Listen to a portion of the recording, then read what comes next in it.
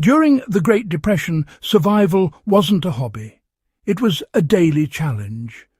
Families scraped together food, warmth, and basic necessities from almost nothing, and in the process, ordinary people developed techniques that were both ingenious and brutally practical. For the first minute, imagine a rural homestead in the 1930s. The fields are bare, wages are non-existent, and stores are closed or just too expensive to enter.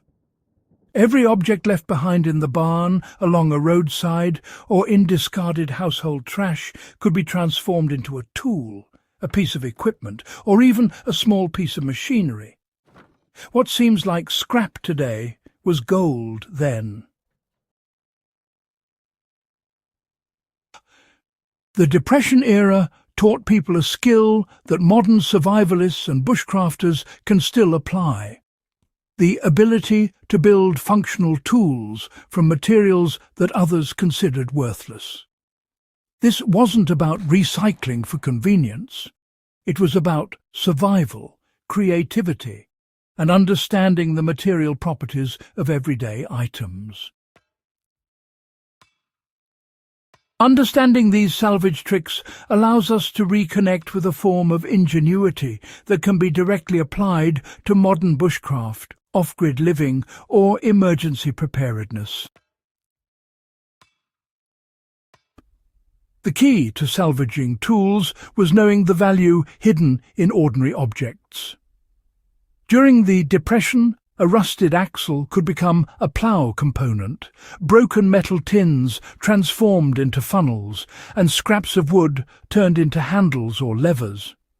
People learned to examine items not for their original purpose, but for their potential. For instance, a bent coat hanger could be reshaped into a hook for hanging gear. A broken clock spring might serve as a tension device for a trap, and discarded tin cans could be cut and hammered into scoops or shears.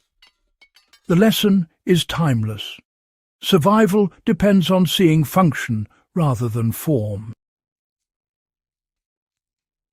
Today, anyone practicing bushcraft can adopt this mindset. Look at objects as raw materials. Metal, wood, cordage and fabric can all be transformed into tools, containers, or protective gear if you understand their properties.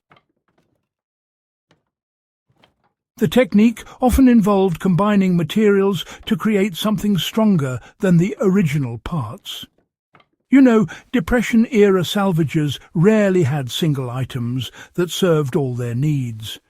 Instead, they combined scraps to compensate for limitations. Wood might be reinforced with metal strips to create a durable handle, or two pieces of scrap metal could be riveted together to form a cutting edge. In many cases, adhesives made from natural sources, resin, tar, or even animal glue, were used to hold assemblies together before nails or screws could be applied. This multi-material approach allowed tools to perform far beyond what the individual components could do on their own. A modern example could involve taking a worn shovel blade, mounting it on a reinforced wooden handle salvaged from a fence post, and securing it with paracord and epoxy or resin. The result is a functional digging tool made entirely from repurposed materials. Sharpening and finishing were essential steps to make salvage tools usable. Scrap metal rarely came ready to cut or pierce. Depression-era builders understood that the edge or surface needed refinement. Files, stones, and sandpaper were used to remove rust, sharpen blades, and smooth wooden handles. Sometimes people improvised sharpening tools. Stones from a creek became whetstones. Pieces of broken glass served as fine grinders, and abrasive sand mixed with oil created polishing compounds. Attention to these finishing details transformed a useless piece of scrap into a tool that could dig, chop, saw, or pry effectively. In modern bushcraft, these techniques remain crucial. Even a salvage knife or axe head requires proper sharpening and handle fitting to function safely and efficiently. Neglecting this step reduces utility and increases risk. The Depression-era method emphasized multifunctionality and repairability. Every tool had to justify its existence because, well, resources were so scarce. A simple implement often served multiple purposes.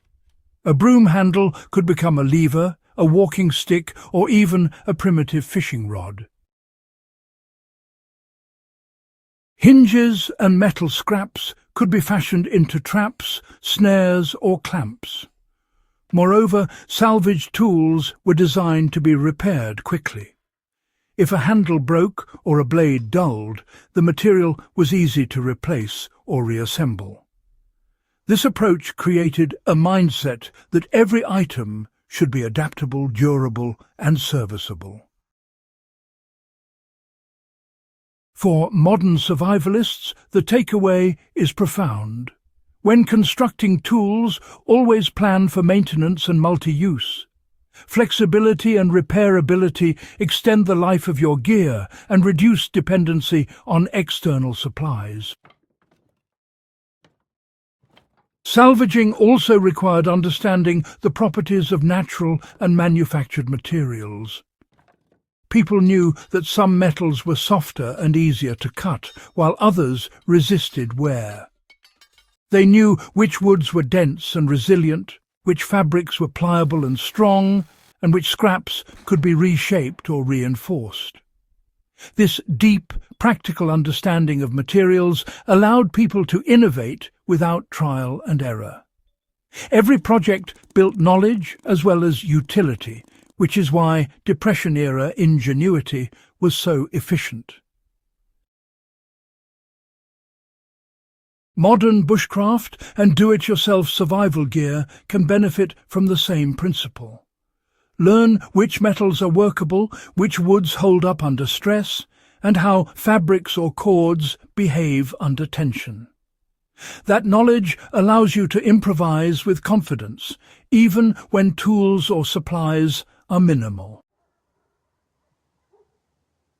The true value of this salvage trick lies in its universality and sustainability.